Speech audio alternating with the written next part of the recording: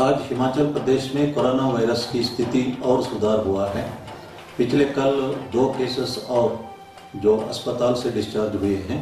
इस वक्त अस्पताल में 13 केसेस है और 22 केसेस डिस्चार्ज हुए हैं। ये संतोषजनक स्थिति है, लेकिन पूरा भारतवर्ष में एक ही दिन में लगभग 2000 केसेस हुए हैं और ये स्थिति इतना संतोषजनक नहीं है, क्योंकि कुल मिला के केसेस 26,000 से ऊपर हुआ है। लॉकडाउन से फ़ायदा हुआ है। पहले 3.4 डेज में केसेस डबल होते थे, अब 11.4 डेज में केसेस डबल हो रहे हैं और जो रेट ऑफ इंक्रीज है वो 6% है, वो भी सबसे लोएस्ट है। लेकिन हम सबको सतर्क रहने की बहुत आवश्यक है।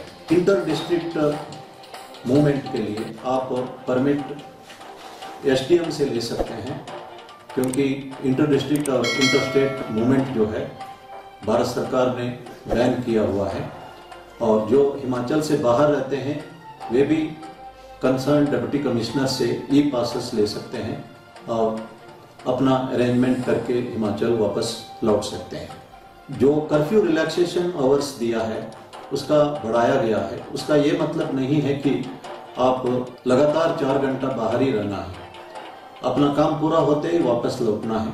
आदेश यही है, घर पर ही रहना है।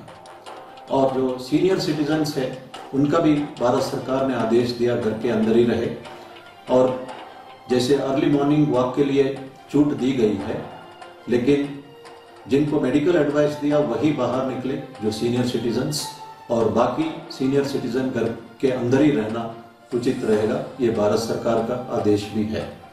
अगर आप अपने ऑफिस या घर में AC चलाना चाहते हैं, सरकार का डायरेक्शन है कि 24 डिग्री से 30 डिग्री के बीच में AC रखिए और कमरे के अंदर वेंटिलेशन रखिए। ह्यूमिडिटी 40% से 70% होना चाहिए। उसके लिए आप एक पानी का पैन भी कमरे के अंदर रख सकते हैं और जहां तक हो सके AC को अवॉइड करिए।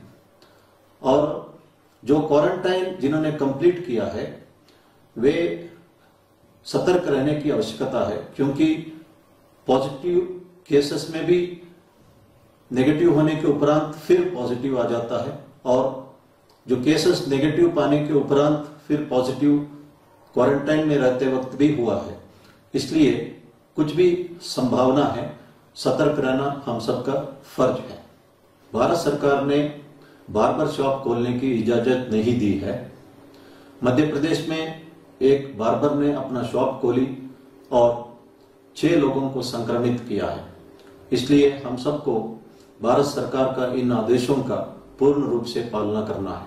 ये एक सुनहरा मौका है बच्चों के लिए पढ़ाई करने का।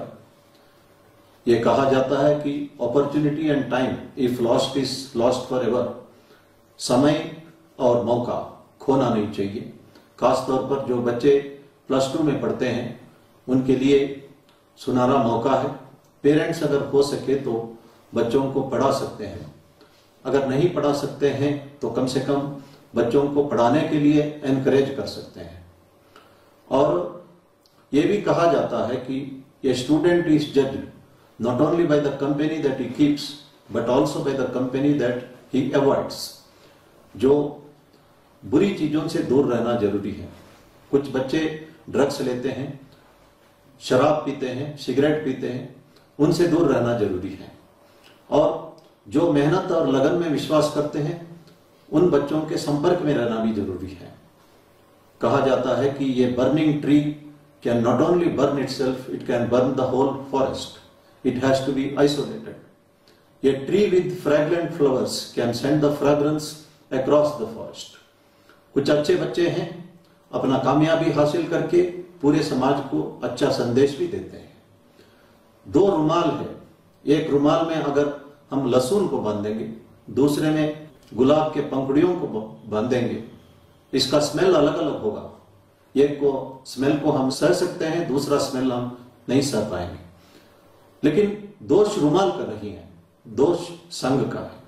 इसलिए बच्चों को अच्छे बच्चों से ही संपर्क रखना चाहिए। अच्छा संगत से अच्छा रिजल्ट मिल सकता है। और साथ में मैं ये भी कहना चाहता हूं, जिनके बच्चे अगर ड्रग्स या शराब या सिगरेट का सेवन करते हैं, उसको वो एक परमानेंट बीमारी नहीं है, उसे अवॉइड कर सकते हैं, उससे छुटकारा पा सकते हैं और उसके लिए डी एडिक्शन सेंटर में जाके इलाज करा सकते हैं। लेकिन ये बात छुपाना नहीं चाहिए और जो डी एडिक्शन सेंटर का फायदा उठाना चाहिए। मैं पेरेंट्स से ये भी अनुरोध करना चाहता हूँ कि बच्चों को सोशल डिस्टेंसिंग के बारे में, मास्क पहनने के बारे में और हैंड वॉश तथा अन्य हाइजीनिक प्रिकॉशंस के बारे में समझाएं। और मैं बहुत पेरेंट्स को जानता हूँ जो बच्चों के एग्जाम टाइम में कई महीने छुट्टी लेके बच्चों के साथ रहते हैं, बच्चों को पढ़ाते हैं, जो नहीं पढ़ा सकते हैं बच्चों को पढ़ाने के लिए प्रोत्साहन करते हैं। आप लोगों के लिए एक सुनहरा मौका मिला है, सरकार के आदेशानुसार आपको घर पर ही रहना है। मैं चाहता हूं कि ये सुनहरा मौके का फायदा सारे पेरेंट्स उठाए और बच्चों को पढ़ाई में मदद करें। इस संदर्भ में मैं ये भी कहना चाहता हूं कि भारत सरकार ने national digital library of India launch किया है और इसमें 3,82,00,000 किताबें उपलब्ध है। आप घर बैठे आराम से इन किताबों को पढ़ सकते हैं। पेरेंट्स तथा स्टूडेंट्स इसका पूर्ण रूप से फायदा उठा सकते हैं। हिमाचल प्रदेश में कोरोना वायरस का स्थिति सुधारा है, इसका यह मतलब नहीं है कि हम किसी बात पर कॉम्प्लेजेंट हो सकते हैं। मैं एक उदाहरण देना चाहता हूं। 1918 में स्पेनिश फ्लू यूरोप और अमेरिका में अपना कहर चलाया था। उस वक्त अमेरिका में कई शहरों में स्पेनिश फ्लू था। कोलोराडो स्टेट का डेनवर कैपिटल में मेयर ने बड़ा स्ट्रिक्टली सोशल डिस्टेंसिंग, मास्क और आदि प्रिकॉशन को एनफोर्स कराया था और उस वक्त स्पेनिश फ्लू डेनवर में पूर्ण रूप से कंट्रोल हो चुका था। कंट्रोल होने के उपरांत मेयर के ऊपर प्रेशर आया बिजनेस कम्युनिटी का कि इकोनॉमी के लिए लॉकडाउन हटाना जरूरी है। लॉकडाउन हटाया गया, शॉप्स खोले, पब, क्लब, रेस्टोरेंट खोले। उसके उपरांत लोगों ने सोशल डिस्टेंसिंग रखना भूल गए और मास्क पहनना भी भूल गए। इसका नतीजा ये हुआ, उस वक्त अमेरिका में सबसे ज्यादा डेनवर के लोग संक्रमित हुए और सबसे ज्यादा लोग डेनवर में मरे। हम ये डेनवर का एग्जाम्पल से सीखे और इस वक्त हालत सुधर गया करके किसी तरह का लापरवाही करना नहीं चाहिए। पूर्ण रूप से संयम बरतना है, पूरा डिसिप्लिन मेंटेन करना है। इस वक्त कुछ अच्छी खबरें आ रही है, कुछ प्लाज्मा थेरेपी के बारे में, कुछ दवाइयों के बारे में और कुछ टीका के बारे में, और यह भी कहा जाता है कि कुछ महीने में टीका भी आ सकता है। इसलिए लेट अस बी होपफुल और तब तक हम और डिसिप्लिन और मेंटेन करें और एब्सोल्यूट पेशेंस रखें। मुझे पूर्ण विश्वास है अगर डिसिप्लिन और पेशेंस से हम इस महामारी को हरा सकते हैं। धन्यवाद। जय।